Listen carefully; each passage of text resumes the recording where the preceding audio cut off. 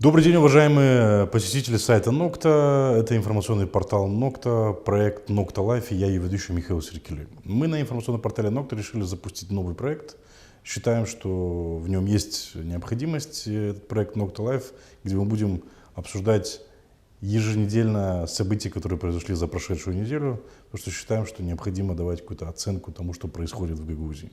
В нашей передаче мы будем обсуждать и давать комментарии и оценку событиям, которые происходят у нас в автономии, которые происходят в Республике Молдова и за ее пределами, но которые имеют отношение непосредственно к нашей автономии. Итак, на прошлой неделе произошло несколько значимых с нашей точки зрения событий. Это очередная годовщина референдума, которую праздновали в одном из самых дорогих ресторанов Гагаузии, в ресторане «Дуэт». Это визит делегации во главе с президентом Республики Молдова, в которой участвовала Башкан Гагаузии Ирина Влах, в Москву, и заявление одного из кандидатов по Кагульскому избирательному округу о том, что Гагаузию необходимо ликвидировать. Давайте обо всем по порядку. Празднование пятой годовщины референдума, так называемого гагаузского референдума, который прошел 2 февраля 2014 года. Что это было за мероприятие? Мероприятие прошло в одном из самых дорогих ресторанов Гагаузии, как я сказал, в Камрате, в ресторане «Дуэт», где собрали полный зал чиновников, депутатов, гражданских активистов, людей, которые считают этот день праздником, где присутствовала Башкан Гагаузии, где присутствовал президент Республики Молдова Игорь Додон, где произносились пламенные речи, рассуждалось на тему важности и значимости референдума и раздавались медали в честь пятой годовщины референдума. Тут важно отметить одно важное событие. Это демарш Дмитрия Константинова и так называемых гагаузских ястребов. Да? Дмитрий Константинов, те, кто из вас не знает, отказался от медали, от получения этой медали и сказал, что он покидает это мероприятие, и он не может больше там находиться. Давайте посмотрим это короткое видео, где Дмитрий Константинов отказывается от получения медали и покидает зал торжества.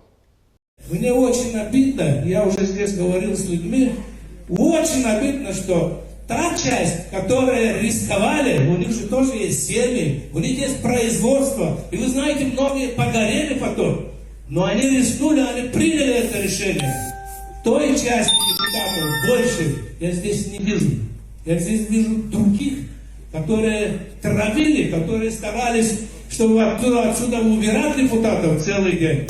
Я вижу людей, которые абсолютно не имеют никакого отношения. Ждут только сегодня получить медали и все.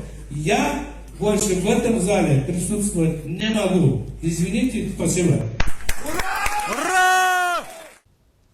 Итак, вы видите, да, Дмитрий Константинов заявил о том, что он не может больше находиться в этом зале, сказал, что он не видит в этом зале депутатов, которые рисковали и принимали это решение. Напомню, Дмитрий Константинов в 2014 году был спикером Народного собрания и, безусловно, отвечал за принятие этого решения о проведении референдума, который, напомним, судебной инстанцией был признан как незаконный. Сначала решение было принято в ноябре о проведении референдума в феврале. Потом суд отменил это решение, да, и впоследствии Народное собрание экстренно за 2 дня до референдума собралось еще раз и принял решение о проведении этого референдума. Важно здесь не это, важно здесь то, почему Дмитрий Константинов пошел на этот шаг. Да?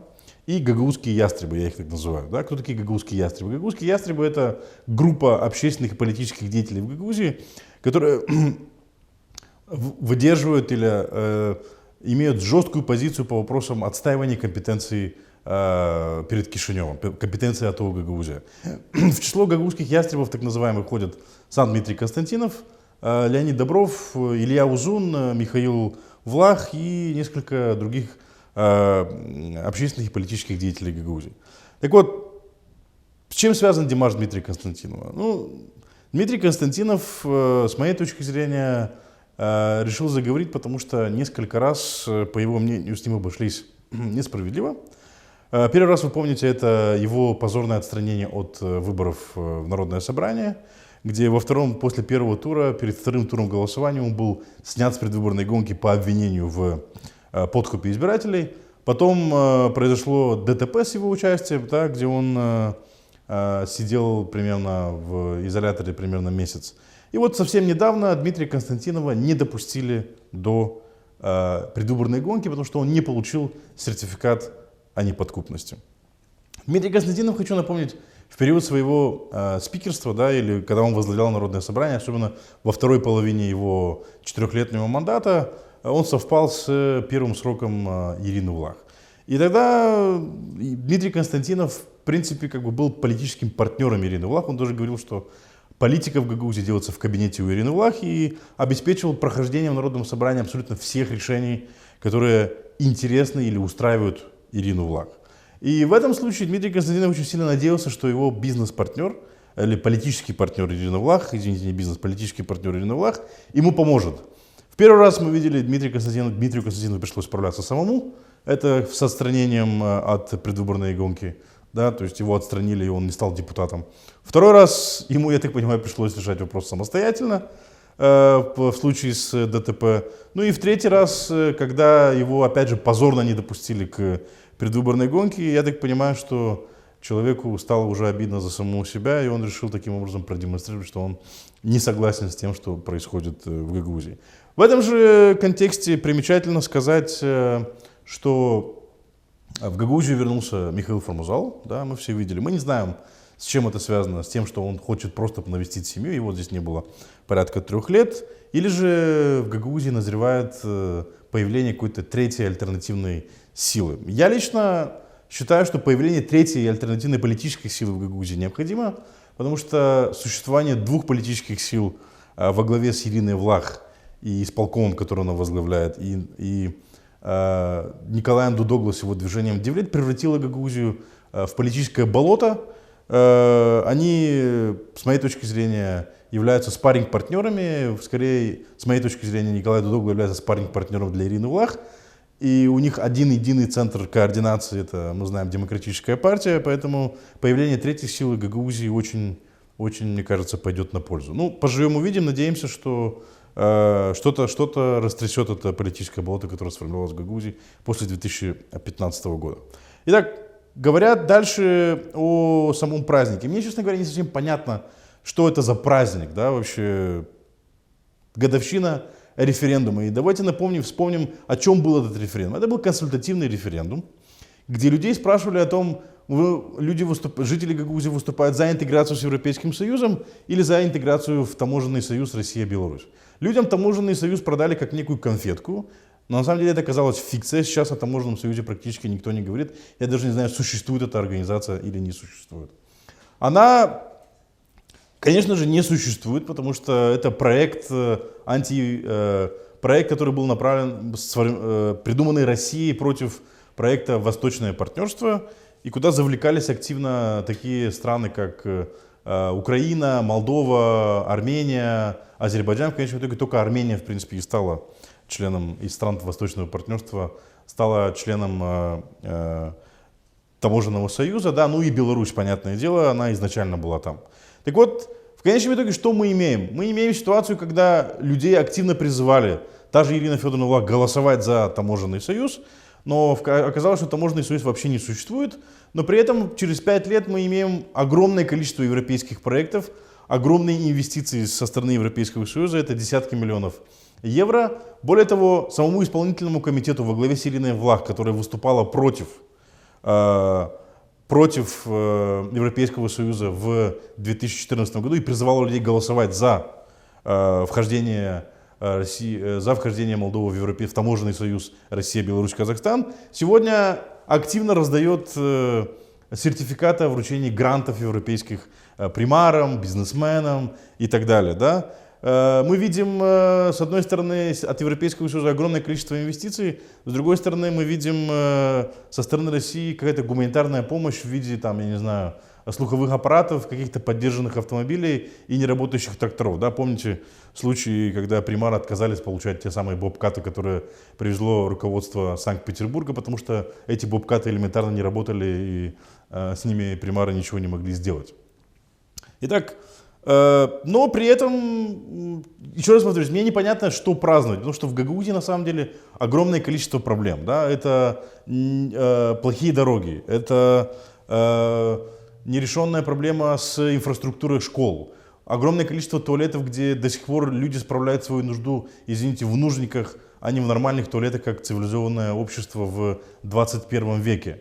Садики требуют ремонта, а о больницах я вообще молчу. Там ужас, что творится, да, то есть штукатурка падает, люди по 7-8 человек в одной маленькой крохотной палате, там невозможно дышать.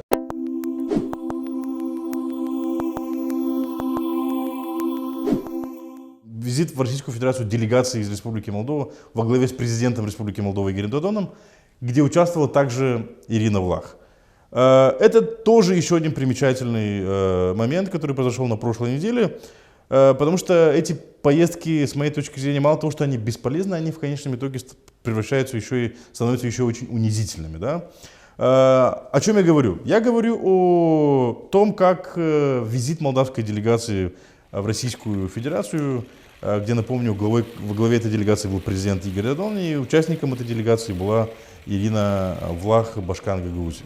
Этот визит прокомментировал Тигран Кеосаян в своем еженедельном юмористическом шоу «Международная пилорама». Давайте посмотрим эти несколько секунд с этой программы. Додон с интересом слушал, что Путин сделал для укрепления российско-молдавской дружбы, и придирчиво осматривал стены и потолок, пытаясь найти, что можно отремонтировать. Молдавский президент не знал, что плитку в Кремле кладут работники в звании не ниже майора. Итак, еще раз повторюсь, это юмористическое шоу. Я, на самом деле, не против шуток. Очень даже сам люблю жестко шутить над людьми, но здесь, мне кажется, это не шутка, это сплошное унижение молдавской делегации, но и, более того, унижение молдавского государства и молдавского общества. То есть, еще раз повторюсь, мало того, что эти поездки, по большому счету, бесполезны, да, они еще и становятся унизительными. Бесполезны почему? Ну, по очень простой причине. Президент Додон заявил, что по итогам этого визита он заявил, что была решена проблема транзита российских фруктов, молдавских фруктов в Российскую Федерацию через территорию Украины. Но давайте не забывать, что до декабря месяца прошлого года молдавские фрукты могли спокойно выезжать, могли спокойно завозиться в Российскую Федерацию через территорию Украины. Но мы помним огромное количество фото в интернете, где молдавские фрукты гниют на земле из-за того, что отсутствует сбыт. Поэтому почему в этом случае господин Додон и руководство Гагаузии не вмешалось для того, чтобы решить проблему экспорта? И с другой стороны, такое ощущение, что российское руководство само не может определиться, чего оно хочет. Потому что сначала Владимир Путин, как мы помним, отменил пошлины на ввоз молдавских фруктов в Российскую Федерацию, а потом чуть позже Дмитрий Медведев запретил ввоз молдавских фруктов через территорию Украины. Такое ощущение, что российское руководство подыгрывает своему политическому партнеру в Молдове и дает ему очередной повод приехать в Москву, в Российскую Федерацию, для того, чтобы еще раз, в лишний раз сфотографироваться с Владимиром Путиным. И кажется, что фотография с Путиным — это главная цель была и Ирины Федоровны Влах, потому что в результате этой поездки Ирина Влах привезла очередную фотографию с Владимиром Путиным. У нее, наверное, уже набралась целая коллекция фотографий.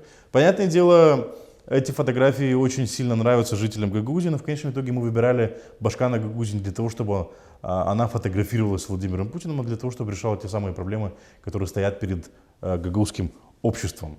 И еще раз напомню, что проблемы до сих пор, или как минимум последние 4 года в Гагаузии решались не благодаря российской поддержке, а благодаря в основном поддержке Европейского Союза через ту техническую поддержку, которую выделяет Европейский Союз Республике Молдовы, в частности Гагаузии. И в последние год-два очень большое количество объектов было построено тоже Турецкой Республикой. Но в Россию мы едем чаще, и фотография с Владимиром Путиным, такое ощущение, что более желанна, поэтому эти фотографии уже набирают обороты, и скоро появятся календари с очередной фотографией Владимира Путина, которые будут висеть во всех школах и больницах и детских домах. И как это изменит нашу с вами жизнь, мне не совсем понятно. Поэтому призыв заниматься больше проблемами внутри Гагаузии, нежели и не находиться в постоянной погоне за фотографиями с Владимиром Путиным.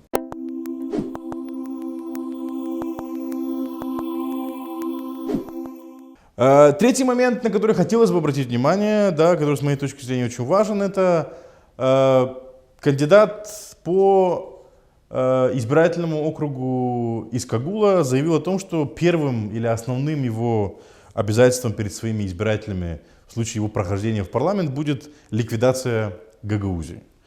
Следует отметить, что в данном случае кандидат является унионистом. Унионисты все, в принципе, смотрят так немножко скептически на Гагаузию, мягко говоря, ее недолюбливают и считают ее пятой колонной в Республике Молдова. Но там господин кандидат привел несколько аргументов, потому что он считает, что Гагаузия перетягивает на себя одеяло и ущемляет остальные города юга Молдовы, в частности Кагул. И таким образом Камрад становится южной столицей Молдовы, и поэтому мешает развитию Кагула и других городов юга Молдовы. При этом он привел в пример, что абсолютно все деконцентрированные службы переводятся из Кагула в Камрад, имея в виду ту же налоговую инспекцию, прежде всего налоговую инспекцию. Тут следует отметить и напомнить то, что на самом деле от этой реформы и от того, что налоговая инспекция находится в Камраде, а вы помните, да, была реформа центральных органов власти, сократилось количество территориальных офисов налоговой инспекции, теперь они есть не в каждом районе, а только в отдельных регионах. Юг обслуживает южный офис налоговой инспекции, который географически находится в Камраде, но от того, что он находится в Камраде, Гагаузия ничего не выиграла, а наоборот потеряла. Потому что от ликвидации такой структуры, как налоговая инспекция ТО Гагаузия потеряла контроль над таким важным процессом, как администрирование налогов. И это, напомню, было представлено Башканом Гагаузии как то, что Камрад перехватывает первенство и становится у Кагула и становится южной столицей Республики Молдова. Кроме того, что мы потеряли налоговую инспекцию, и теперь это усложняет Гагаузии администрировать, да, налоги. Создалась ситуация, когда мы даем повод, да, был предоставлен повод другим районам завидовать Камраду, да, и плохо к нему относиться. При этом мы ничего не получили, больше потеряли, плюс еще и навлекли на себя, скажем так, критику со стороны южных районов. Почему это важно? Потому что в этом случае исполком Гагаузии и Башкан Гагаузии, как член правительства, с моей точки зрения, должны были встать и сказать, что, ребята, давайте вы в вашу реформу не будете втягивать Гагаузию, налоговая инспекция по Гагаузии должна оставаться такой, как она есть, потому что это часть наших компетенций, да? А если вы хотите оптимизировать налоговое администрирование и деятельность налоговой инспекции, оптимизируйте ее без Гагаузии. Создавайте южный офис с офисом в Кагуле, но Гагаузию в данном случае не трогайте. Это, с моей точки зрения, была бы правильная позиция. Это,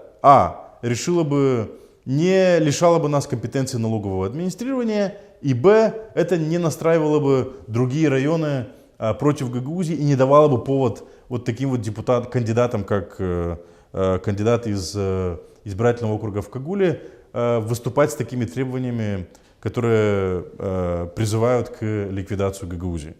Итак, это, в принципе, все, что я хотел бы прокомментировать. Ждем ваших комментариев, ждем ваших реакций, лайков, репостов. Нам очень важно ваше мнение. Мы будем думать над форматом и усовершенствовать его. Оставайтесь с нами, увидимся через неделю.